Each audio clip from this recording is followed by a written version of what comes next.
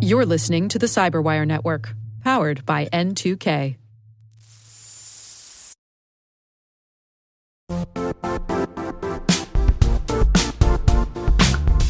The DMV has established itself as a top-tier player in the global cyber industry. DMV Rising is the premier event for cyber leaders and innovators to engage in meaningful discussions and celebrate the innovation happening in and around the Washington, D.C. area. Join us on Thursday, September 18th to connect with the leading minds shaping our field and experience firsthand why the Washington, D.C. region is the beating heart of cyber innovation. Visit dmvrising.com to secure your spot.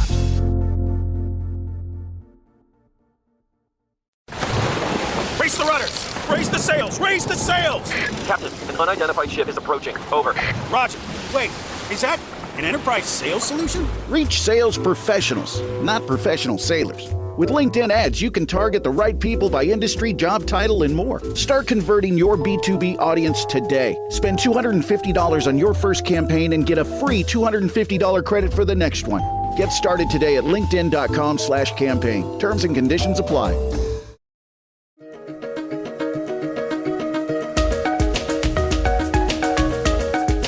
Hello, everyone, and welcome to the CyberWire's Research Saturday. I'm Dave Bittner, and this is our weekly conversation with researchers and analysts tracking down the threats and vulnerabilities, solving some of the hard problems, and protecting ourselves in a rapidly evolving cyberspace. Thanks for joining us.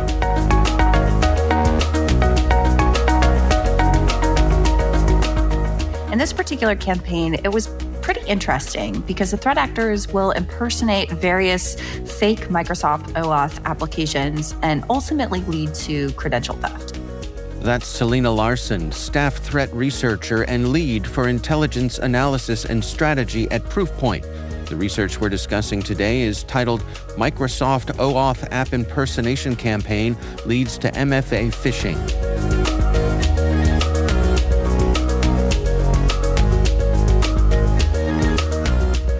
So sometimes we see Microsoft OAuth app impersonation trying to gain access via the malicious app, various permissions and stuff. But in this case, it was used more as a vehicle to enable the credential phishing, which was pretty interesting.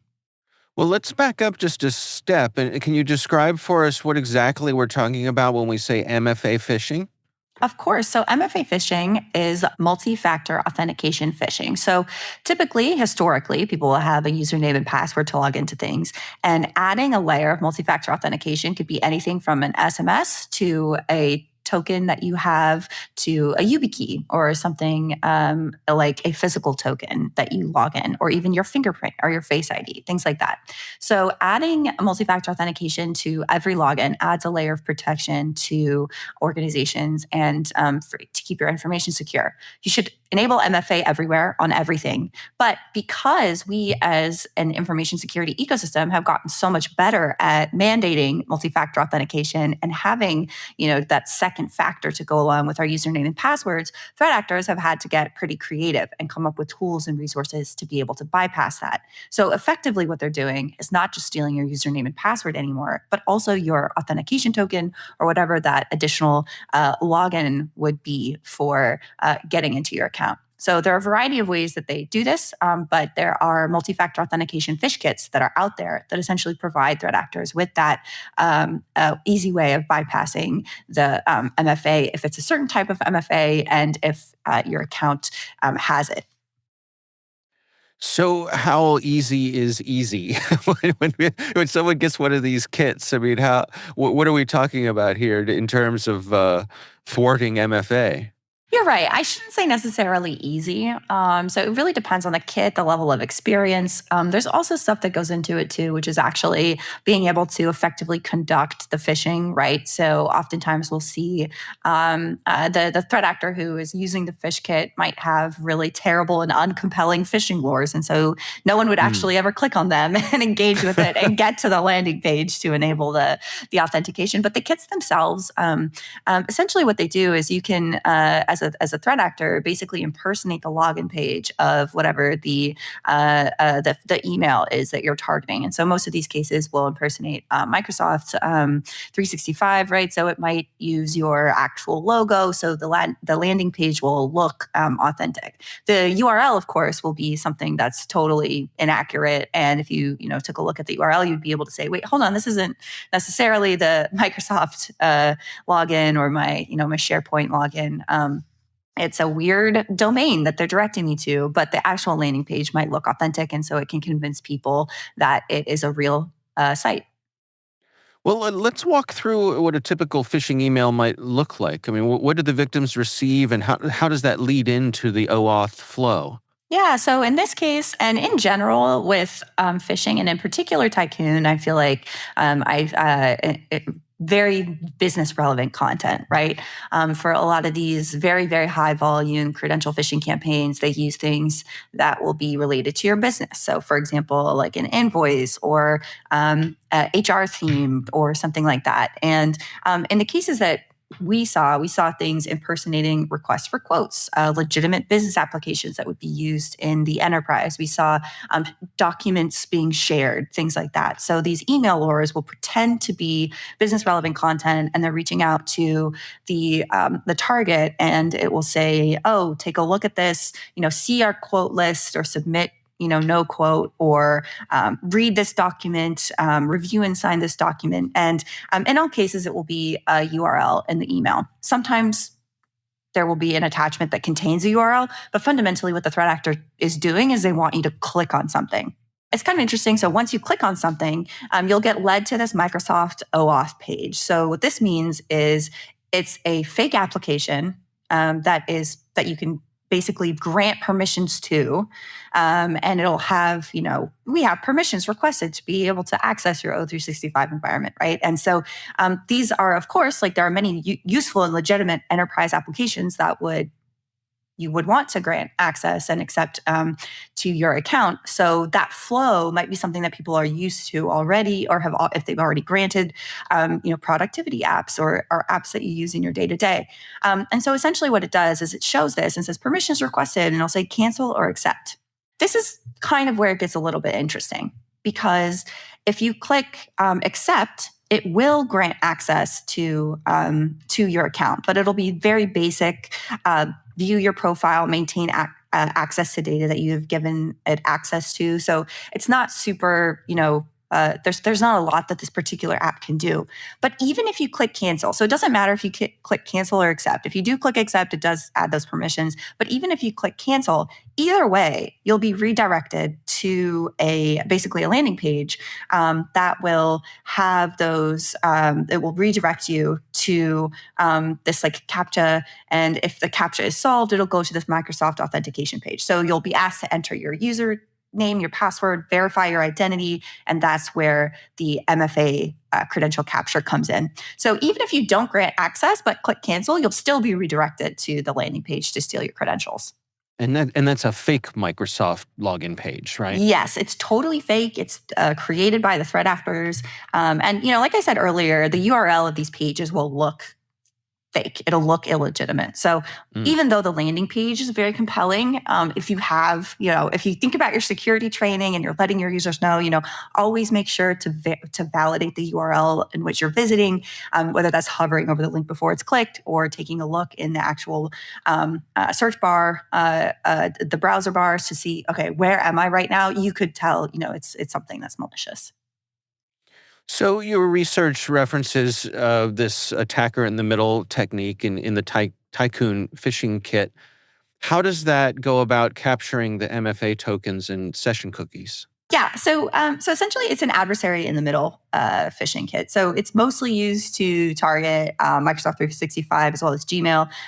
So they essentially try to use cookies to circumvent MFA access controls. But basically what they're doing is they're, in many cases, like you have with MFA phishing kits, there'll be a reverse proxy, or there'll be a way for them to collect in real time the username, password, and the authentication tokens. And they'll be able to collect a lot of information about the person who is putting in that information. And so in that case, they're essentially able to bypass those restrictions or get around the MFA because they can just use your token to log into the account itself. So essentially, in real time, or sometimes close to real time, being able to log in and access that information.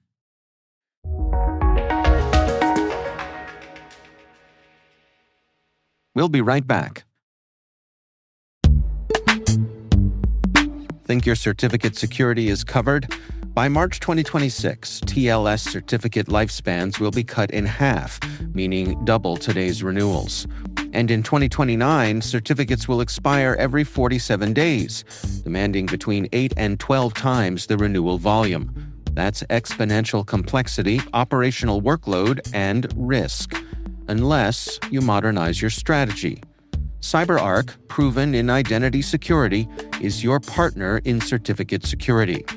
CyberArk simplifies lifecycle management with visibility, automation, and control at scale. Master the 47-day shift with CyberArk. Scan for vulnerabilities, streamline operations, scale security. Visit cyberark.com/47day.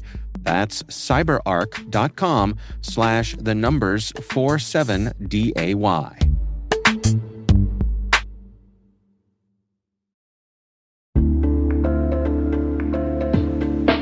And now, a word from our sponsor, ThreatLocker, the powerful zero-trust enterprise solution that stops ransomware in its tracks. Allow Listing is a deny-by-default software that makes application control simple and fast. Ring fencing is an application containment strategy, ensuring apps can only access the files, registry keys, network resources, and other applications they truly need to function. Shut out cybercriminals with world-class endpoint protection from ThreatLocker.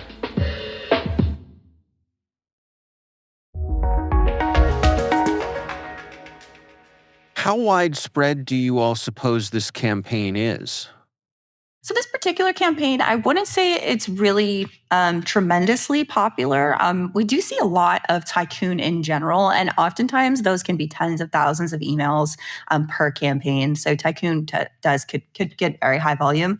But in this case, we were actually able to take a look at the actual cloud tenant impacts based off of our own visibility. And we saw more than 24 malicious applications that had this very similar characteristic. So they all shared this consistent pattern. In the reply URLs, commonly requested this benign OAuth.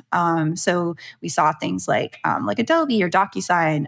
There was some other business relevant content like ILS Smart, sort of aviation company.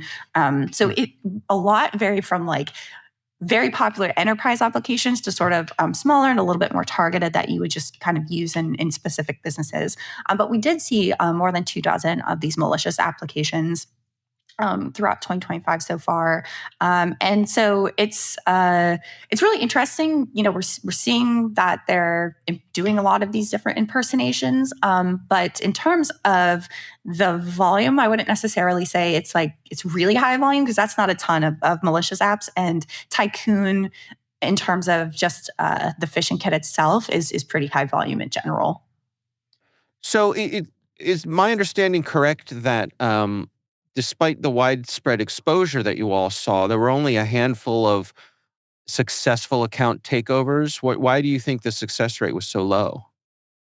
Well, I think it really depends in many cases on the social engineering. So I think that regardless of whether it's an MFA account takeover, or whether it's malware delivery, or whether it's a web inject, or even a business email compromise where you're sending money to a specific individual, I think in many cases the social engineering has a lot to do with the effectiveness of the actual campaign. And so I think that oftentimes what we see are really interesting attack teams, but maybe not the most effective email lures.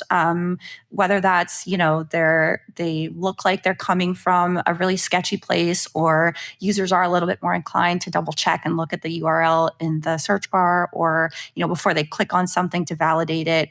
Of course, in our case, we block the activity. So from the perspective of us seeing it, that's why it wouldn't necessarily be successful. But in general, I think that a lot of times, sometimes an attack can be a very clever chain in particular, but if the social engineering just isn't there, it's not going to be a very effective method of infection. And we've seen a lot of sort of unique social engineering. In the cases of these apps, some were pretty effective. I think, the one that actually impersonated like a legitimate small business with a little bit more request for quote. I thought that was like a little bit better than kind of like generic review your documents. Right. So, I think it a lot of it depends on some of the delivery. But yeah, so it's kind of interesting to see the evolution of some of the social engineering that we've seen. While we do oftentimes see a lot of the sort of like business relevant content used in lures, and sometimes it can be very effective. Sometimes I'm just like, do you really think that anyone's going to click on this email? Like, right. So it really it's like varies. the lure itself is a test, Right. because Right. if you, it's. Well, I mean, I suppose I don't want to, at the risk of being overly optimistic, I guess it's a good thing that it's harder for these folks to get away with things. That from the user point of view, perhaps people are getting a little more savvy. Yeah, I mean, I think so. So ultimately, too, when it comes down to MFA phishing and why it's so popular right now, that is because it's a direct response to people implementing MFA everywhere. Every time we see an innovation in the attacker ecosystem, it's typically because we saw innovation from defenders.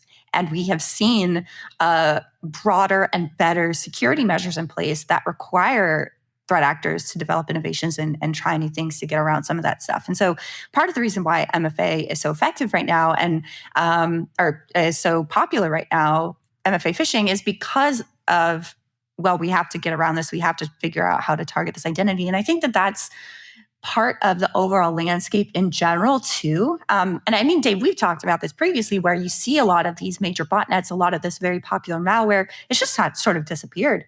And what we've seen is the rise of information stealers. We've seen the rise of MFA phishing. We've seen the targeting identity, trying to get into cloud tenants, the sort of pivot away from sort of very high volume botnets and loader malware delivery to some other things that are a little bit more targeting individuals and their identity and their access into the enterprise. And so I think that this is part of it. I did also, too, want to highlight that Microsoft actually announced back in June that it's updating its default settings in Microsoft 365 to block legacy authentication protocols and require admin consent for third-party app access. So that's when we talk about, OAuth gaining approving application access to your environment, restricting that a little bit better. What is obviously important and can be, pushed back against some of those adversaries that are abusing OAuth apps as well. Yeah.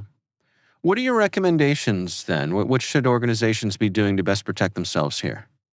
Yeah, so I think obviously having robust email security. I think user training is very important here as well. Letting people know this is what you're going to be seeing, and I think when it comes to user training and user education, basing it on what is actually observed in the threat landscape is super important. Not just like, this is a this is a free McDonald's or something like that, right? Like, I mean, sometimes that is what happens, but oftentimes, we really want to see that we're tailoring user training and information that we're sharing with our organization to what's actually in the ecosystem, and that's why threat intelligence is so important to supporting security training practices. But of course, having a cloud security to be able to identify account takeover in the case of effectiveness. I'm certainly with like when it comes to actually web security. So potentially like being able to isolate those potentially malicious sessions and those URLs. So if you do have a user that does click on that or fall for it, it's able to be isolated in such a way or not being able to sort of bypass some existing security protections and not being able to actually visit those malicious links is super effective as well. And then of course, when it comes to actual MFA bypass, having FIDO-based physical security keys. So something like a YubiKey, anything else that is, a physical token, not just having SMS, MFA, or an application or something like that. Making sure that you are having those physical security keys can definitely add a layer of frustration and issues for threat actors that are trying to sort of steal the additional authentication or session cookies that you can basically by putting in your SMS token or something like that. Right. Anything you can do so that you're not the low-hanging fruit. Yes, exactly.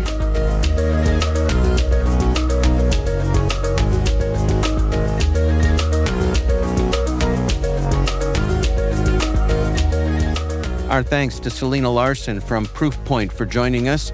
The research is titled Microsoft OAuth App Impersonation Campaign Leads to MFA Phishing. We'll have a link in the show notes. And that's Research Saturday, brought to you by N2K Cyberwire. We'd love to know what you think of this podcast. Your feedback ensures we deliver the insights that keep you a step ahead in the rapidly changing world of cybersecurity. If you like our show, please share a rating and review in your favorite podcast app. Please also fill out the survey in the show notes or send an email to cyberwire@n2k.com. This episode was produced by Liz Stokes. We're mixed by Elliot Peltzman and Trey Hester. Our executive producer is Jennifer Iben. Peter Kilpie is our publisher, and I'm Dave Bittner. Thanks for listening. We'll see you back here next time.